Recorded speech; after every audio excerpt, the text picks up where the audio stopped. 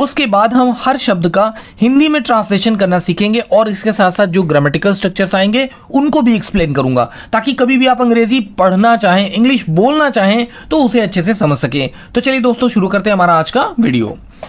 हमारा पहला सेंटेंस है can I help you. Can का मतलब होता है सकना, जैसे सकता, जैसे मैं जा सकता हूँ, आई कैन गो, मैं पढ़ सकता हूँ, आई कैन रीड। लेकिन जब कभी कैन सेंटेंस के शुरू में आ जाए तो इसका मीनिंग बनता है क्या आई का मतलब होगा मैं, ठीक है ना दोस्तों। मैं आपको बता दूं कि आप भी हमारे साथ साथ नोट करते चलिए, ताकि जितने भी वर्ड्स हैं अच्छी तरह से आपको समझ में आ जाए। और हाँ भाई, इस वीडियो में मैं आपको एक ऐसा तरीका बताने वाला हूं, अगर आपने उस तरीके को फॉलो किया तो डेफिनेटली आपकी इंग्लिश स्पीकिंग काफ़ी हद तक इंप्रूव हो जाएगी गाइस। तो चलिए आगे बढ़ते हैं। कैन आई, क्या मैं, हेल्प का मतलब होता है मदद करना। हेल्प का मतलब क्या होता है? मदद करना। और यू यानी आपकी, यू का मतलब क्या हो जाएगा? आपकी, आप या आपकी। लास्ट में आया है क्वेश्चन मार्क। क्वेश्चन मार्क क्या है? इसको प्रश्नवाचक चिन्ह भी कहते हैं, जहां पर सवाल होते हैं वहां पर इसे लगाया जाता है। तो कैन आई हेल्प यू, क्या मैं आपकी मदद कर सकता हूं? कैन आई हेल्प यू, क्या मैं आपकी मदद कर सकता हूं? अच्छा, अब यहाँ पे कैन आई अगर हटा कैन वी हेल्प यू, क्या हम आपकी मदद कर सकते हैं? अब एक से ज़्यादा जैसे लोग हैं और किसी को अगर हेल्प ऑफर कर रहे हैं तो दोस्तों आप कहेंगे कैन वी हेल्प यू, क्या हम आपकी मदद कर सकते हैं। इस तरह से भी सेंटेंस बनेगा। अच्छा, एक चीज़ अगर मैं आपको दिखाऊं दोस्तों, अगर थोड़ा सा बदलाव करते हैं, चलिए कैन को आई को उठा करके हम पहले करते हैं, कैन को बाद में कर देते हैं। सेंटेंस बनेगा आई कैन हेल्प यू।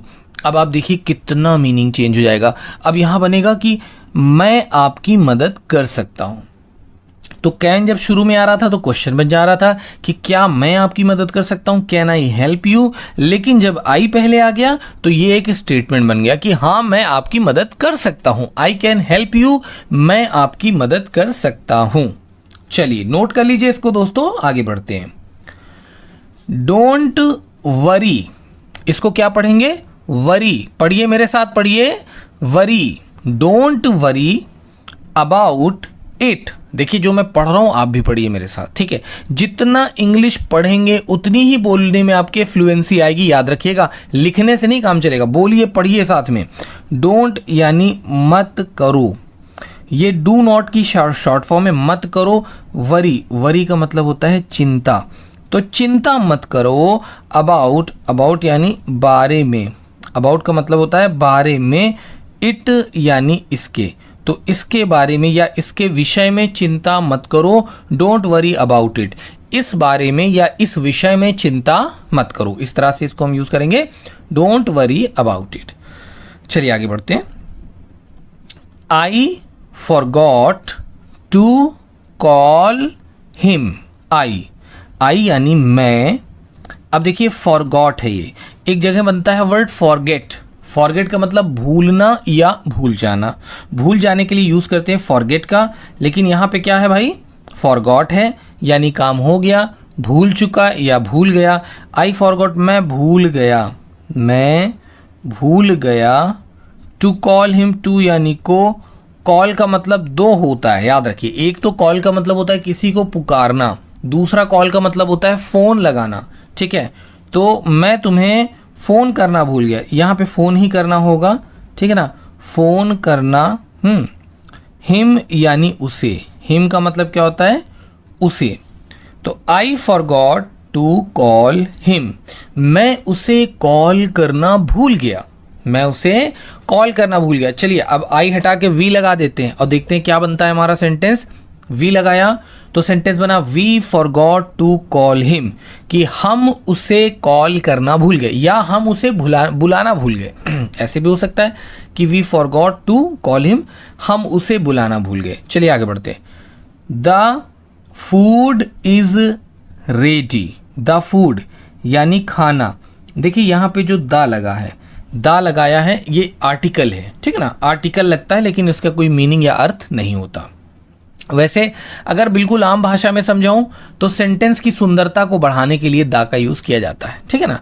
और कुछ स्पेसिफिक प्लेसेस हैं जहाँ पे दा हम लगाते हैं। फूड इज़ रेडी, इज़ यानी है, रेडी का मतलब हो गया तैयार, तो खाना क्या है, खाना तैयार है। द फूड इज़ रेडी, खाना तैयार है। अच्छा, अगर हम इसका नेगेटिव बनाना चाहें तो नेगेटिव कैसे बनाएंगे, हम कहेंगे the food is not ready, खाना तैयार नहीं है, ठीक है। अगर इज आएगा, इज के बाद नॉट लगा करके नेगेटिव सेंटेंस बना लिया जाता है।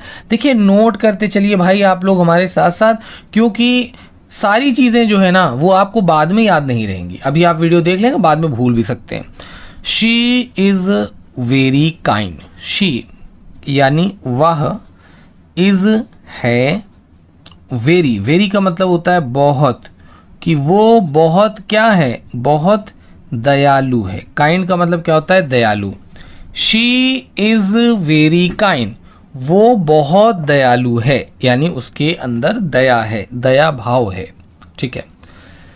I am going to the market, I यानी कि मैं, एम का मतलब हूँ, गोइंग का मतलब जा रहा, मैं जा रहा हूँ, टू, टू यानी को या तक, देखिए तक के सेंस में भी यूज़ करते हैं।